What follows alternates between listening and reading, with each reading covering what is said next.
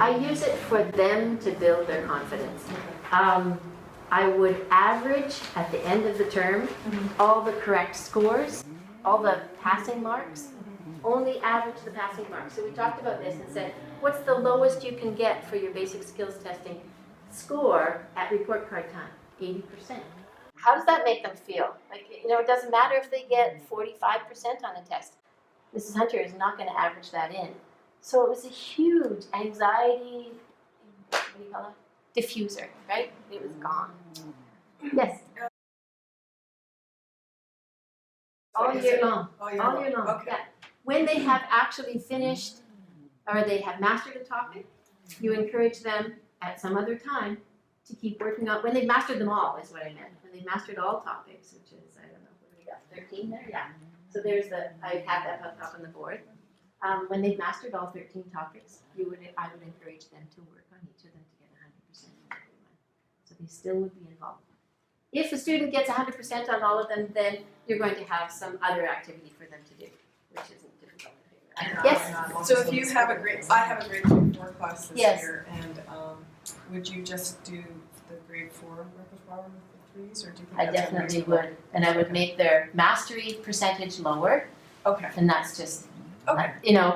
random, but getting them working on the same things, and Okay. as you're marking it, they're in grade 3, so they might not be as good at percent. That's what I would do. Or I would make up my own. Right. Which is not that hard, although, yeah, takes a bit of work for sure. Okay? This is one of the math classes in the week. The rest of the days, I would have a time when they get to work together to study for VSTs, or mastering the basics, so just my name was VST. Then the rest of the lessons were on the topics that, in the units that we were learning. And, they're not going to have already done all these, and it doesn't matter.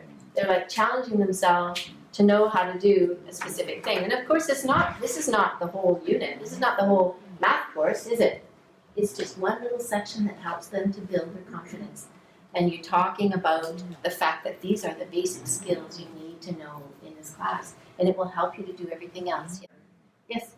I was going to say, I really liked your idea was when someone's completed them all, to go back and aim for that 100. I mean, obviously, if they already got their 100, they're somewhere else anyway. Yeah, that's right. But at 80%, they come back, because I always find kids work super hard to get, subtraction. Mm-hmm. And finally, they get subtraction. They're going to hit their 80%. Yeah. But then, sure enough, it's, it was a weak skill for them in the first place, and it's disappeared again.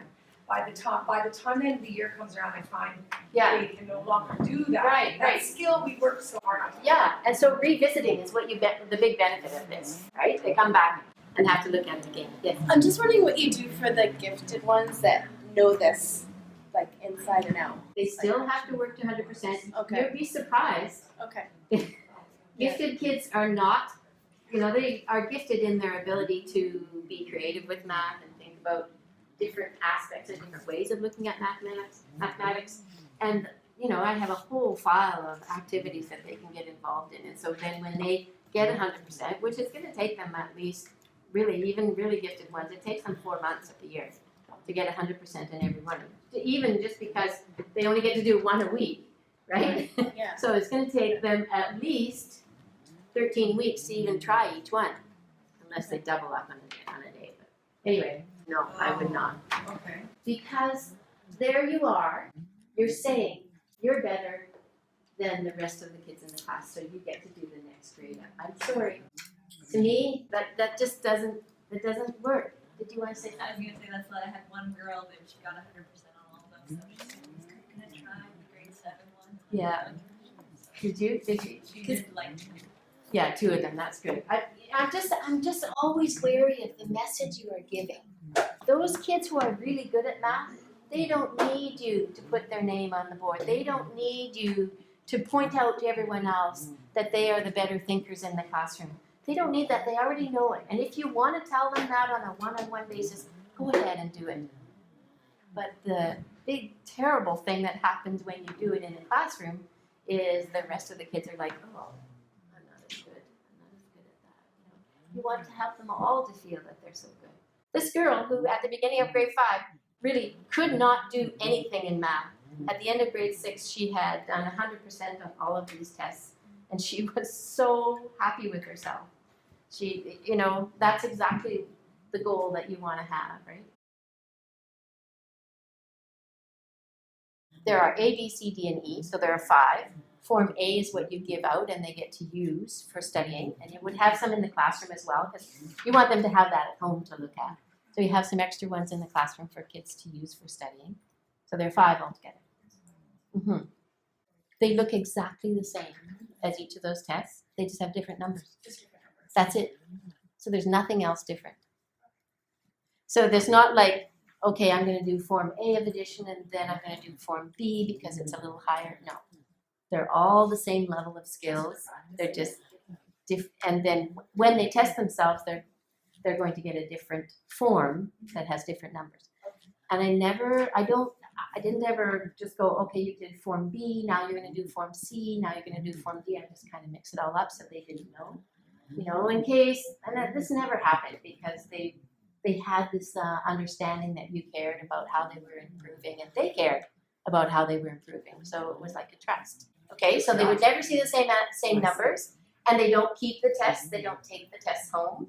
They will take home their answer sheet, and they don't need to take the test home because they've got a copy of it at home, just with different numbers. Does that make sense to you? So parents, they think, this is great, I know exactly what I can do to help my child prepare for this basic skills test.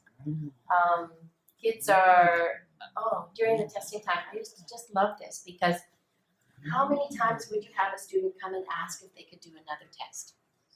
Well, when you're doing BSTs, especially when they did a short one, like this is 4 questions, 4 division questions, they'd come up and hand it in and say, can I do another one?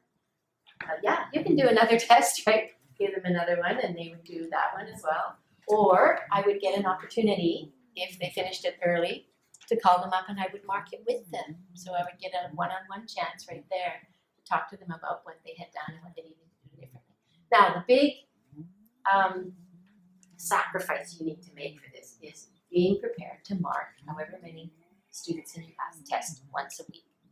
I got really fast at it. You've got an answer key, all you do is flip to Form B, subtraction, whatever, and you're marking on it. What I loved about that as a person who loves mathematics is that I would get a chance to write a little note to them.